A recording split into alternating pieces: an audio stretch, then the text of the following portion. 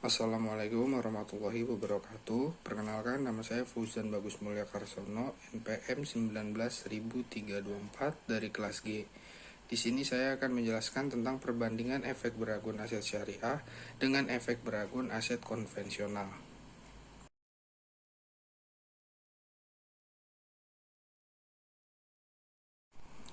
Di sini saya akan menjelaskan tentang berbagai hal. Yang pertama, perkembangan efek beragun aset atau EBA. Yang kedua, ada praktik sekuritisasi aset Indonesia. Yang ketiga, mekanisme penerbitan EBA. Yang keempat, alur atau proses dalam penerbitan efek beragun aset atau EBA. Yang kelima, perkembangan efek beragun aset syariah. Yang keenam, proses efek beragun aset syariah. Yang ketujuh, perbandingan efek beragun aset konvensional dan efek beragun aset syariah. Dan yang kedelapan adalah kesesuaian prinsip dalam penerbitan efek beragun aset syariah.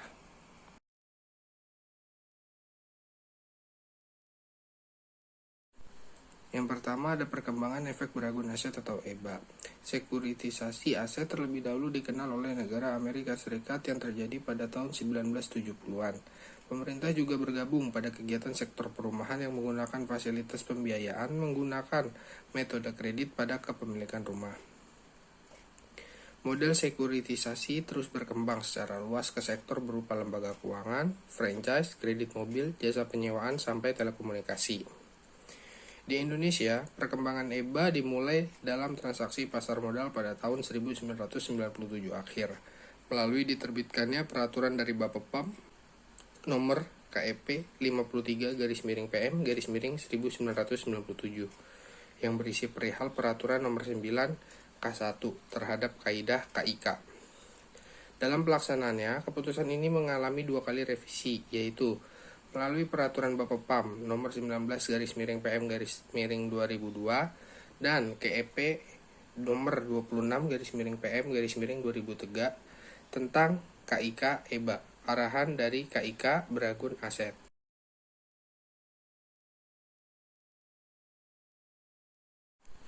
Yang kedua, ada praktik sekuritisasi aset Indonesia. Di Indonesia, sekuritisasi aset telah dilakukan pada 2009. Sistem yang dilakukan ialah KIK EBA.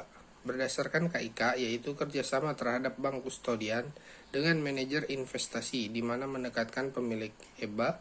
Manajer investasi dipercaya dalam melaksanakan pengelolaan terhadap portofolio investasi kolektif, sedangkan bank kustodian dikasih kepercayaan dalam menjalankan sebuah penitipan kolektif. Konsepsi EBA dalam sistem kontrak investasi mempunyai tujuan untuk bisa menghubungkan sistem yang belum diterapkannya, dilakukan sistem SPV pada struktur perusahaan di mana sudah terdaftar serta telah mengikuti di pasar modal. Oleh sebab itu, EBA diterbitkan dengan kontrak yang diingat pada sebutan KIK, tetapi kontrak tersebut bukan berupa badan hukum. Sampai KIK ini belum boleh terkait, di mana akhirnya bisa menjaga investor pemilik EBA. EBA yang akan dimasukkan dalam bursa harus dahulu menerima pengumuman efektif yang akan dikeluarkan oleh Bapepam LK, serta sudah mendapatkan sebuah hasil peningkatan efek yang berasal pada institusi peningkatan efek yang sudah tercantum di Bapepam LK, tidak lebih investment grade yang setara. Dalam pengajuan permintaan pendataan EBA harus dengan tertulis dari manajer investasi terhadap bursa. Apabila permohonan wajib menjalankan peraturan yang sudah berlaku, maka bursa akan memberitahu tentang pendaftaran EBA sesudah mendapatkan surat persetujuan pencatatan EBA yang diberikan dari manajer institusi. Yang ketiga, ada mekanisme penerbitan EBA. Terdapat mekanisme penerbitan EBA menggunakan permintaan umum, diantaranya yaitu yang pertama, dalam penyerahan aset keuangan dilakukan pelopor terhadap KIK lalu dicantumkan kepada bank kustodian dengan fungsi terhadap pemegang EBA. Kreditur boleh memperbolehkan aset yang berupa portofolio KIK EBA melalui proses tukar-menukar atau jual beli, putus atau lepas. Kreditur awal dapat melakukan kegiatannya menjadi penyedia jasa setelah selesai proses pengalihan dan memperoleh imbalan dari bantuan tersebut. Yang kedua, portofolio KIK EBA tercatat pada aset keuangan serta telah melalui pemilihan menurut kriteria yang berlaku di manajer investasi setelah diberikannya peringkat dari institusi dengan tugasnya dalam pemeringkat efek dan juga mendapatkan fasilitas meningkatkan angsuran. Yang ketiga, manajer investasi ditolong dengan lembaga penanggung emisi efek atau underwriter untuk melaksanakan kegiatan seperti penawaran umum. Yang keempat, apabila sudah memperoleh pengakuan keberhasilan serta aset keuangan sudah beralih pada KIK dalam perihal pengumuman pencatatan EBA, dilaksanakan untuk kebutuhan pemilik EBA. Karena itu, arus kas transaksi dilaksanakan debitur kepada yang menyediakan jasa akan dikirimkan kepada rekening KIK EBA, di mana sesudah uang itu diproses oleh pemilik EBA dengan waktu sudah habis pada tanggal pembayaran. Dalam periode waktu proses transaksi, manajer investasi bisa mengelola uang tersebut menggunakan peraturan yang telah ada pada KIK. Yang keempat, ada alur atau proses dalam penerbitan efek beragun aset.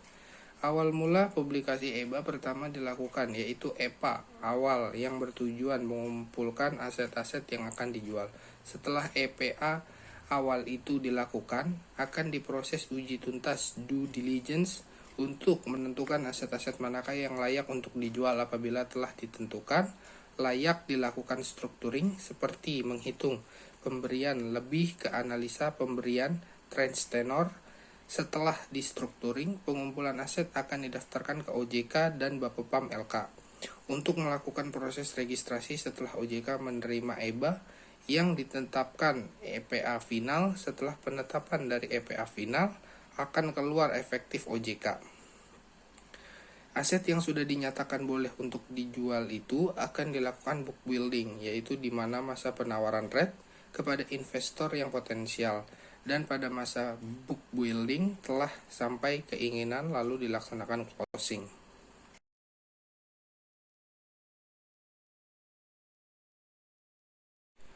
Yang kelima, ada perkembangan efek beragun aset syariah. Di negara Indonesia sendiri, efek beragun aset syariah belum terrealisasi disebabkan masih pada kegiatan kajian. Tetapi kita dapat melihat tentang perkembangan EBA syariah pada negara contohnya di sekitar wilayah Timur Tengah, yaitu Saudi Arabia,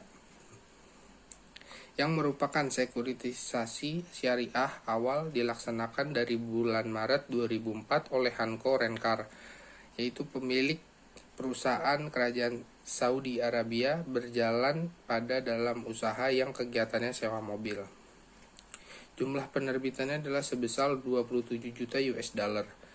Dana didapatkan untuk dilakukannya pembayaran. Aset disekuritisasi berupa car fleet inventory. Struktur tersebut mengimplikasikan SPV pada negara Saudi Arabia mempunyai tugas untuk membiayai akuisisi kelompok kendaraan serta kesepakatan menyewa sebuah kendaraan menggunakan institusi SPV tercantum di jersey. Dual SPV tersebut ditetapkan sebab SPV lokal merupakan bukan bankruptcy remote. Tetapi menurut Daro, pada hukum Saudi Arabia, SPV asing melarang membeli, menyewa, dan menyewakan kendaraan dengan cara langsung.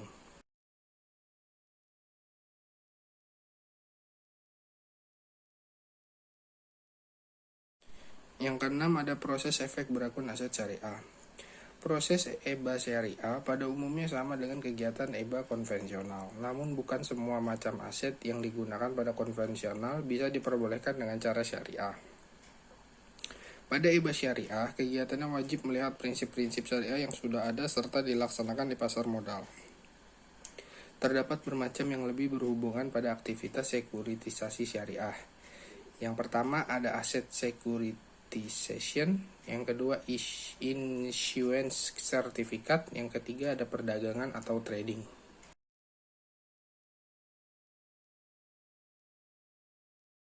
Yang ketujuh, perbedaan efek beragun aset konvensional dan efek beragun aset syariah. Melihat mengenai perbandingan EBA syariah pada EBA konvensional yang dilakukan peluncuran EBA syariah waktu sekarang belum dapat diterbitkan disebabkan permodalan atau likuiditas yang dipunyai bank syariah belum begitu besar, serta masih terdapat peraturan-peraturan yang harus dilakukan. Sehingga EBA syariah dan EBA konvensional belum bisa dibandingkan, dikarenakan di Indonesia sekuritisasi syariah sekarang dalam proses kajian dan belum diterbitkan, tetapi bisa dibuktikan dalam proses perkembangan untuk produk syariah yang terlihat dalam membahas tentang asset-backed securities syariah.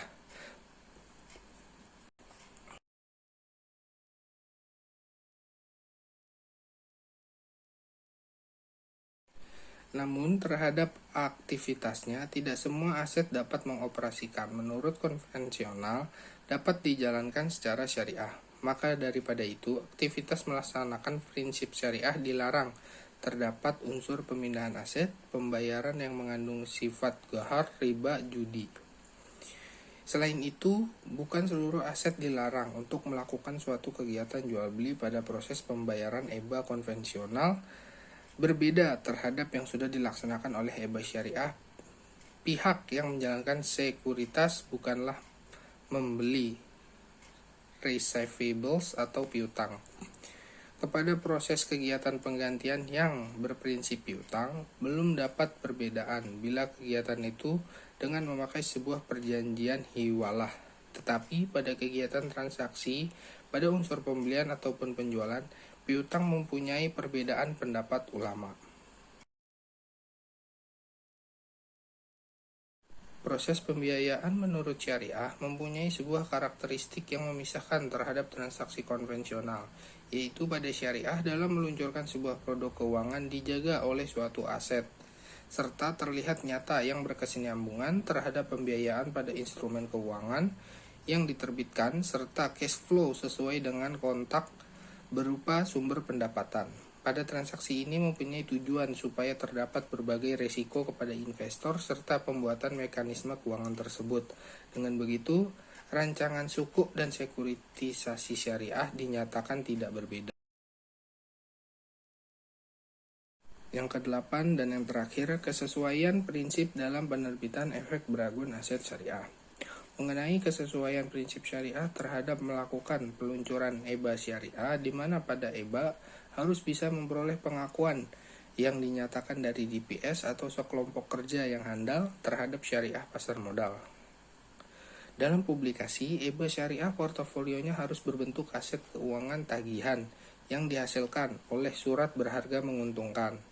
Efek ini berkarakter permodalan yang dijaminkan dari pemerintah serta instrumen terhadap penaikan suatu modal. Terhadap aset keuangan, sejajar dan melihat prinsip-prinsip syariah. Aset yang dijalankan harus berupa aset yang real, berupa tagihan piutang. Aset tersebut perlu menciptakan sebuah cash flow. Terdapat penjualan dari originator kepada KIK. Dalam kegiatan transaksi, wajib dijalankan kegiatannya dengan cara berhati-hati dan dilarang melaksanakan aktivitas yang masih perkiraan serta penyelewengan di dalamnya yang mengandung faktor maisir, ghahar, kezaliman, dan riba. Sekian dari presentasi saya, kurang lebihnya mohon maaf. Wassalamualaikum warahmatullahi wabarakatuh. Terima kasih.